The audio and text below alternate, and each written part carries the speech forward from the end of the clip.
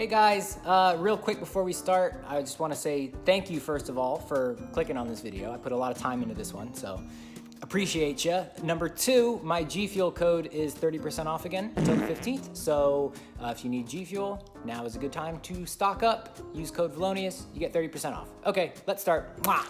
Howdy, misfits. I have a confession to make. I'm not a huge movie watcher. Like, I don't go to the movies that often, and I don't really watch like the Oscar movies or anything like that. But watching bad movies with my friends and absolutely decimating them is one of my favorite things to do on the face of this earth. And you guys are my friends, right? I mean, like, we get along, I think. Most of the time, anyways. So today, we are finally doing it. I'm finally stealing Elvis the Alien's video format and making fun of a bad movie. Yay! My favorite movie of all time is Rush Hour. I don't know why, it just is. We're not watching Rush Hour today though, but I can guarantee whoever did make the movie that we're watching definitely saw Rush Hour and said, hey, I could do that. I could put martial arts man and black man in movie and make tons of money. And bless his little heart, he really tried. Ladies and germs, I give you Half Past Dead, starring martial arts savant Steven Seagal in a do-rag and Ja Rule. Right, strap in, get comfy, and let's watch Half Past Dead. So right at the start, we get the opening credits, and I don't know what happened here, but the title stays on the screen for an uncomfortably long amount of time. Like, the movie starts, and the title is still on the screen. It just stays there. When the title finally goes away, we get introduced to the main characters. Sasha, which is a girl's name, played by Steven Seagal. Nicholas, played by Ja Rule. And the villain, the evil egg fart and his Julius Caesar haircut. That's how you know he's the bad guy. Hello, Sasha. I am Sonny Eggfart. You work for me.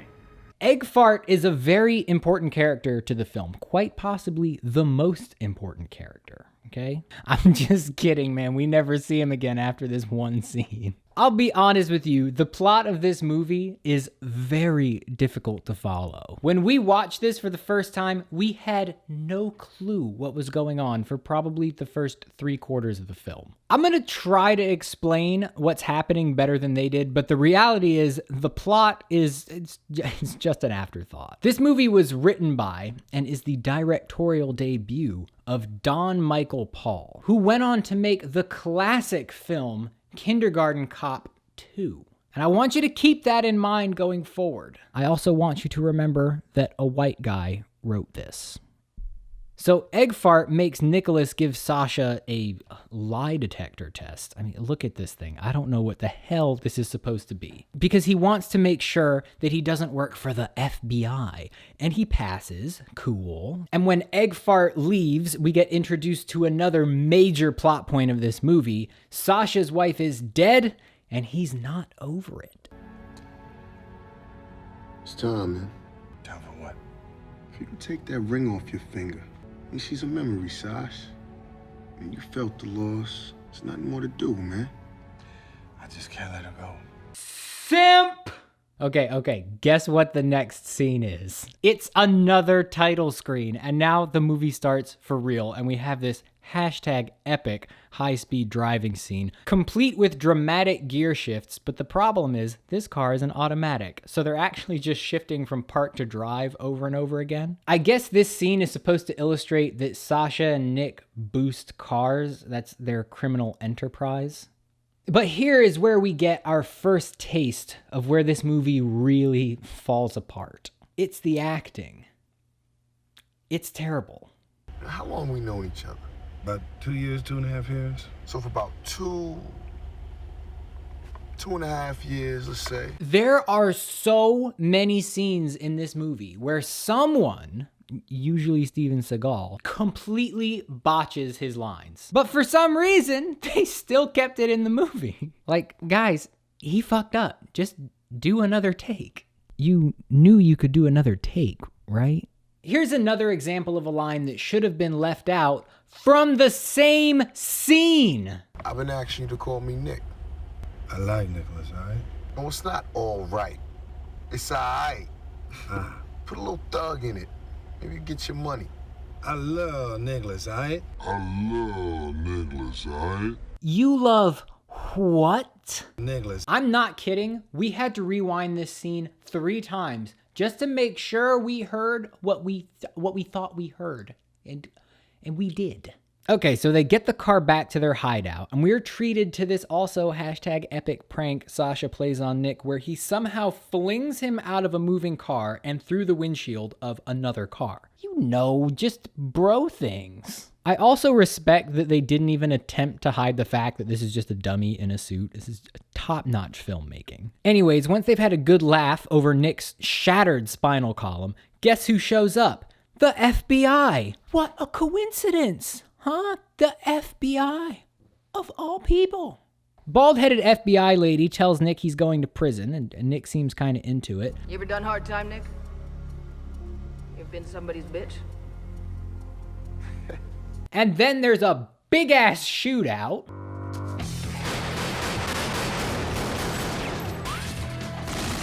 They must have fired like 5,000 rounds in 30 seconds, and somehow the only person who gets hit is Sasha, and our boy ain't doing too good. He is down for the count. He's having visions of his dead wife, the whole nine. This is the big one. But then he wins in the gulag, so he gets to come back. In a horrible twist of fate, though, he gets sent to the actual gulag. Fast forward to 8 months later, and we find our boys in New Alcatraz, billed as the most high-tech and most secure prison in the country, where the bad guys are treated extra bad for being so bad. But I don't know. Look how Sasha just steps out of his line to talk to his boy Nick. Where are the guards? Do they even care? Apparently not. Oh yeah, and Steven Seagal is wearing a do-rag now, and he doesn't take it off for the rest of the movie. Not a single person on set told them that might be a bad idea, which probably means that they knew they were making a bad movie and that they just thought the do-rag would add to the ambiance. For some reason, one of the guards decides to beat the shit out of Nick, and I mean, he fucking wrecks him. Look at him flip from that punch. And Nick has the stones to say this when he gets up. Kids hit harder than that. Right this way. Sorry to keep you waiting. Finally, we get introduced to the real bad guy of the movie. The Warden of Alcatraz, El Fuego. I'm just kidding again. They give him this big menacing introduction speech and hype him up like he's gonna be the bad guy, but after this he has like 3 lines in the entire rest of the film. Also, the very first time we see him, he gets on his knees in front of Steven Seagal and rips his pants open. What you bringing into my island, you see? My knee. It's titanium.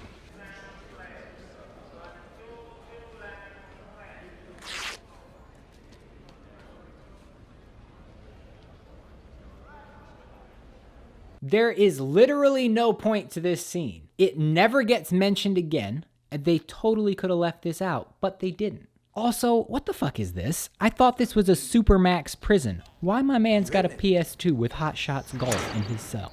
Like a mother.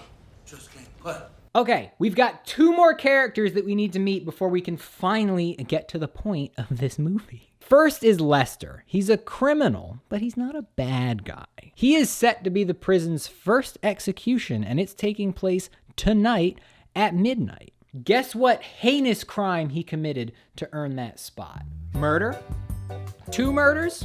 3 murders? You're not even close to the correct number of murders. 0 murders. All he did was he stole some gold bars. That's it. He stole some gold. Seriously? You guys couldn't have written a better crime than that? That was all you could come up with. And this is Judge McPherson. She's the judge who convicted Lester, and she's here to watch his sentencing get carried out. So now we get this scene where Lester requests to meet Sasha before he gets game ended. And keep in mind, he has never seen or met this man in his life. There is no way he could possibly be aware of Sasha's existence. And the same guard that beat the shit out of Ja Rule earlier walks Sasha in, no cuffs or anything, just his do-rag, and basically tells him everything about the execution room. Very convenient for just in case if he needs to escape from that room later.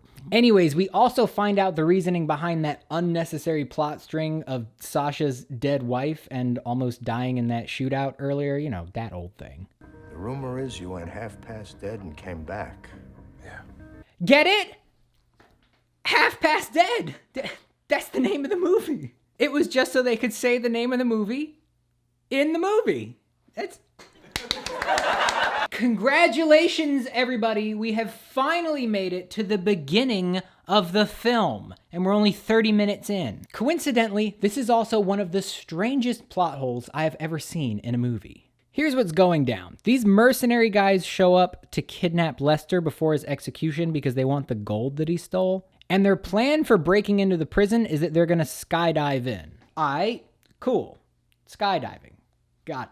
So explain to me how they jump out of the plane when the sun is still up, but they don't land on the prison until 11:45 p.m., 15 minutes before the execution. Where did they jump from? The fucking moon? Did they stop for snacks on the way down? How do we account for all this missing time? Anyways, Morris Chestnut and his band of merry mercenaries pretty much walk straight into this maximum security prison. And they bump into Sasha and that one asshole guard in the hallway, and as soon as they get one look at that do-rag, they turn the guard into Swiss cheese, while somehow managing to miss the bullet magnet that is Sasha. And this scene isn't that important, but I wanted to show it to you because this fucking happens. Sasha zaps this poor bastard with his cattle prod taser, and he comes back to life with all those holes in his chest. And guess what? We never see him again after this scene. So shit pops off, there's some shooting, there's some kung fu zooms, the prisoners play their version of basketball, at least I think that's what they're trying to do. And we get the one and only fight scene Steven Seagal has in this entire film, and it looks more like he's playing patty cake than fighting, but okay, at least he kills the guy with one hit. And in a horrible twist of fate, it turns out that the bad guys are just as dumb as the good guys. The other bad guys, the people in the prison. We're just gonna call them the good guys. The mercenaries' escape helicopter crashes, so now they're stuck on the island. And at this point, the FBI is involved, and bald-headed FBI lady, who it turns out isn't bald-headed after all, it was just a bad camera angle, drops a bombshell. They have a man undercover inside the prison. Is he in there? Yeah, cell number A5. Who in there? We got a man in deep cover out there. I wonder who it could be. And I know what you're thinking. How could this be? He passed the lie detector test. But you passed the lie detector test. That's nothing, man. Anybody can do that.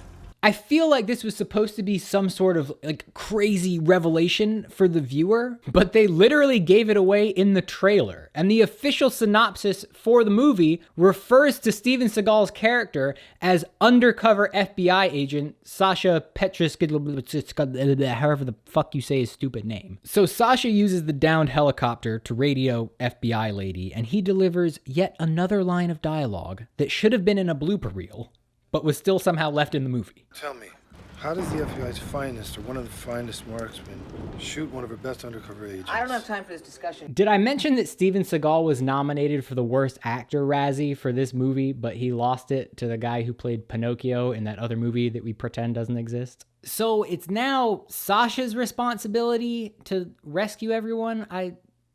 This movie makes no sense. Sasha and the prisoners strap up. Not a single one of them questions what they're doing, and they go to save Lester and the lady judge, who are both hostages now. They manage to get Lester, but they have to leave the judge's sorry ass behind and come up with a plan B to rescue her, which ends up being to just give them back Lester in exchange for her. Like, you probably could have saved us all 20 minutes if you had just rescued her first and left Lester, but okay, we'll do it your way. In between all of this happening, Ja Rule's stunt double gets in a fight with this Batman-looking bitch. Like, seriously, they didn't even try to hide him. And Sasha and Morris, I don't know what Morris Chestnut's character's name is in this movie. I've seen it 4 times, and I still don't know. Anyways, him and Sasha have a ridiculous fight swinging from some chains. Like, why are there chains dangling from the ceiling in a prison?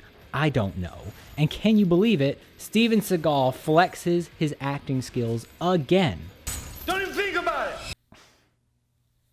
Keep watching, there's more. Your clip's dry, 1137. You know it. Do you think so? You would have used it by now if it wasn't. Are you sure?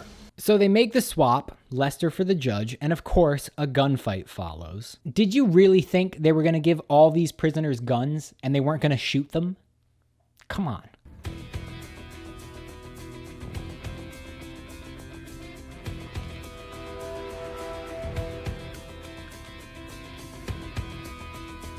Comprendete!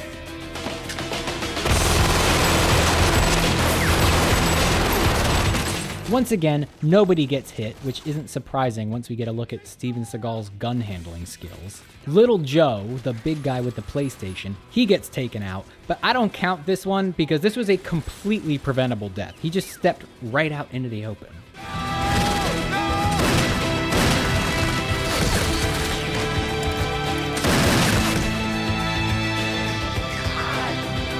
Ja Rule also shoots some rockets out of the air, just in case you needed any more hints that this is an action movie.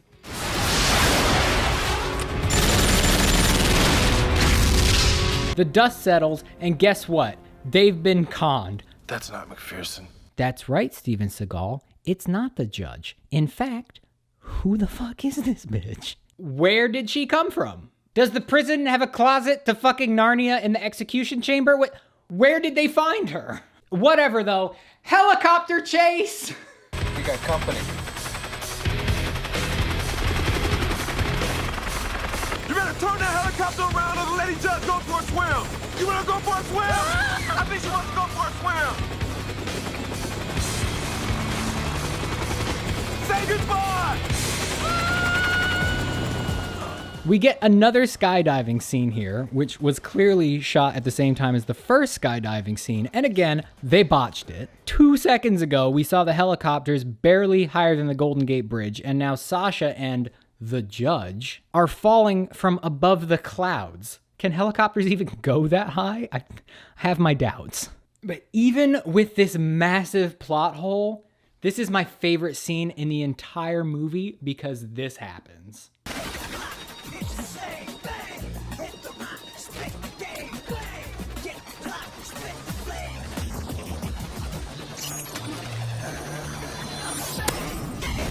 Boy, when I tell you we were not expecting that, we lost our shit. That twist made the entire movie worth it. I am not even kidding. Quick heads up, I kept getting a copyright claim for this next scene, so I had to replace all the voices with my own voice. Sorry about that. So that's it. Sasha finds the gold. The judge lets Nick out of prison early, which he seems just a tad too excited about. I think prison might have changed him. How fast can you get out of those clothes? Ooh, shit. Damn. And they come full circle back to that really awkward conversation they had at the beginning where Steven Seagal almost says a gamer word. Now, Nicholas, do we have issues? Are we all right? Hell no, we ain't all right. We all right. And that is Half Past Dead. I have to say, as awful as this movie was, I can promise you, if you get some friends together and you put this movie on, you will have a great time. If you made it this far into the video, thank you. This was probably the most fun I've ever had making a video. And it really means a lot to me that you enjoyed watching it enough to stay to the end. So I love you. If you have any recommendations for other movies that I could make fun of, send them to me on Twitter or Instagram at Vilonious. Also, don't forget to check out Carly on Instagram as well. I really couldn't have done this one without her. Use code Vilonious when you buy G Fuel. And that is it for me for today. I will catch you guys in the next one, all right?